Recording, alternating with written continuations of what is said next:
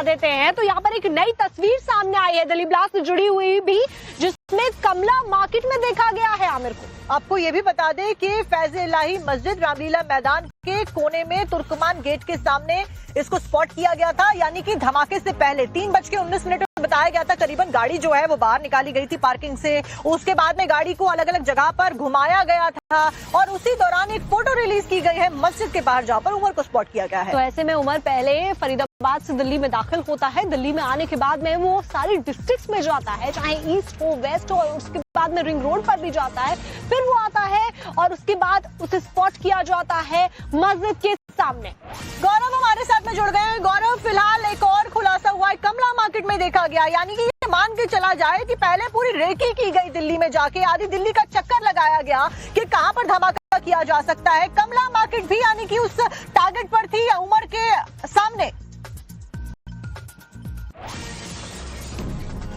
बिल्कुल, देखिए इस बात को लेकर अभी भी तरह तरह के जो सीसीटीवी हैं उनको खंगाला जा रहा है। डॉक्टर उमर गाड़ी जब 3 घंटे पार्क रही, उस दौरान वो क्या सिर्फ पार्किंग में मौजूद रहा या पार्किंग से निकलकर वो अलग अलग जगहों पर गया, ये बहुत बड़ा सवाल है। और यही वजह है कि जो फैज़-ए-इलाही मस्जिद का जो ग्रैब आया है उसमें वो वहां पर नजर आ रहा है। इससे पता लगता है कि वो संभवतः उस मस्जिद में गया था, वो मस्जिद में मिलने गया था, किसी से नमाज पढ़ने गया था, या उसका कोई लोकल हैंडलर या मिलने जानने वाला, ये बड़ा जो है वो सवाल है। लेकिन अभी जिस तरीके से सीसीटीवी फुटेजेस जो हैं वो खंगाले जा रहे हैं, इसको लेकर फिलहाल जो है अभी जांच और तफ्तीश फिलहाल जारी है।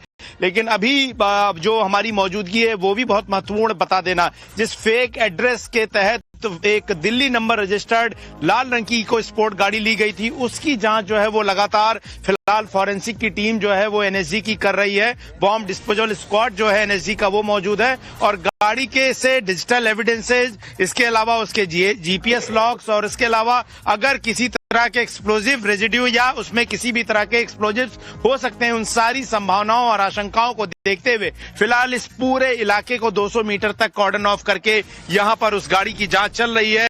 और ये भी पता लगाए जाने की कोशिश कर रही है कि जिस घर के पास ये गाड़ी मिली है, फारूक जिसका नाम बताया जा रहा है, जो कि एक ऑटो रिक्शा ड्राइवर है और छोटा मोटा किसान है, उसका क्या कोई लेना देना है। हालांकि अभी तक इस तरह का कोई लिंक जो है वो एस्टेब्लिश नहीं किया जा सका है, लेकिन यहाँ पर अगर जो जांच चल रही है वो बहुत महत्वपूर्ण है। और हमारे सहयोगी मृत्युंजय से कहूंगा एक बार वो तस्वीरें यहाँ पर लगाते रहे। यहाँ पर लिमिटेड स्कोप है इन तरह की तस्वीरों को दिखाने का, लेकिन जो मौजूदगी है गाड़ियों की अगर आप वो देखें तो यहाँ पर एनएसजी की गाड़ियां नजर आ रही हैं, इसके अलावा आरएएफ के जवान नजर आ रहे हैं, हरियाणा पुलिस, हरियाणा एसटीएफ, इसके अलावा स्पेशल सेल दिल्ली पुलिस के जो हैं वो जवान अधिकारी यहाँ पर मौजूद हैं और तमाम आला अधिकारी भी एनएसजी के मौजूद है। स्पेशल इक्विपमेंट्स को लाया गया, जो सामने आप ट्रक देख रहे हैं उसमें जो है वो टीसीवी व्हीकल जो है वो मौजूद है, जो अगर ज्यादा विस्फोटक होने की स्थिति में इस तरह के विस्फोटकों को कैरी करने के लिए इस्तेमाल की जाती है। तो तमाम सारे आधुनिक इक्विपमेंट जो हैं वो फिलहाल लाल रंग की इको स्पोर्ट्स गाड़ी को, जो कि जिसको लेकर कल सवाल उठे थे और कल शाम जो है वो यहाँ पर फिर बरामद की गई, उसको उसके मूवमेंट और उससे जुड़ी हुई चीजों को भी तलाशा जा रहा है। लेकिन डॉक्टर उमर को लेकर जो सवाल थे उन सवालों के जवाब फिलहाल एजेंसियां तलाश रही हैं। उसका फैज़-ए-इलाही मस्जिद में नजर आना सीसीटीवी में बहुत सारे सवाल खड़े कर रहा और जाहिर तौर पर जांच एजेंसियां अब उस पूरे इलाके को खंगाल रही हैं और पता लगा है। और ऐसे में तस्वीरें आप लगातार दिखा रहे हैं कि कितनी ज्यादा जांच तेजी से की जा रही है, लेकिन इस बीच कई बड़ी खबरें आ रही हैं, आपको रोकते हैं और आगे बढ़ते हैं। दिल्ली ब्लास्ट से जुड़ी हुई एक और ताजा अपडेट आपको बता दें, वो ये कि